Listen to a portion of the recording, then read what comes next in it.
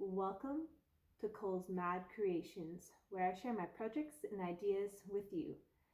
So, as it being October and Halloween is just around the corner, happy All Saints Day or All Hallows Eve, whichever one you prefer, basically meaning that the spirits of the dead can come back to life. And as my friend here, Hedwig, was killed by a Death Eater, very sad, he is lacking on the front of spookiness. Keep your mouth closed, it's rude. So, that being said, I think we should spookify him and bring him back to life.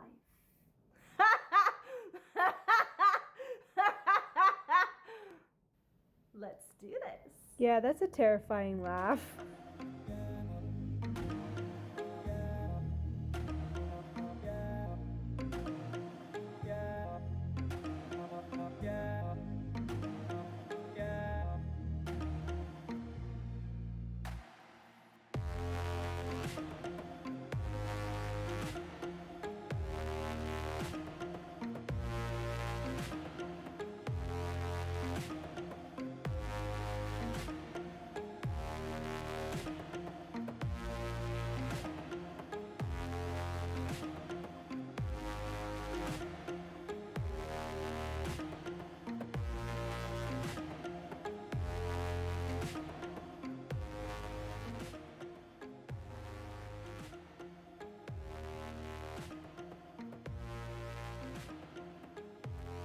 So you don't have to be super precise here.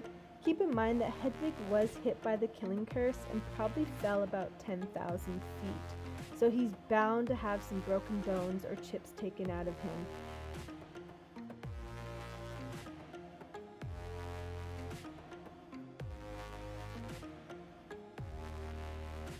As you can see here, you can still see some of the joints that are kind of factory made, and I didn't really like that look. So I'm actually going to end up using some wood filler here and then kind of smooth out that wood filler to hide the factory joints. But it's really up to you on how much work you want to put into it or not, but I just felt that it gave it a slightly more bone-like finish.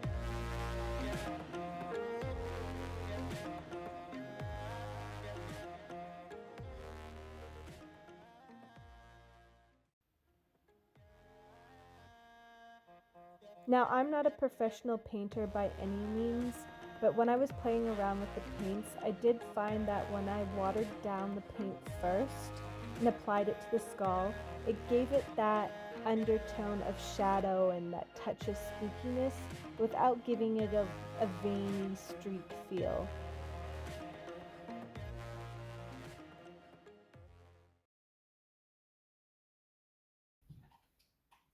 So,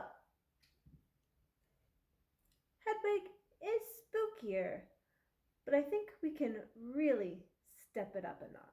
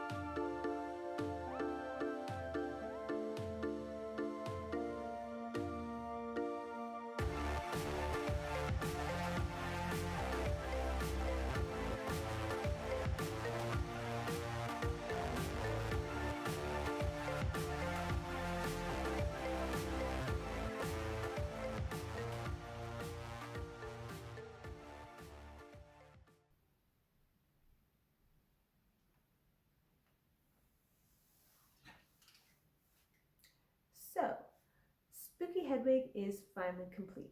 And before we get into the final shots, I did just want to go over a few things that I would do differently if I were to do it again, or if you wanted to try this at home and not make the same mistakes that I made.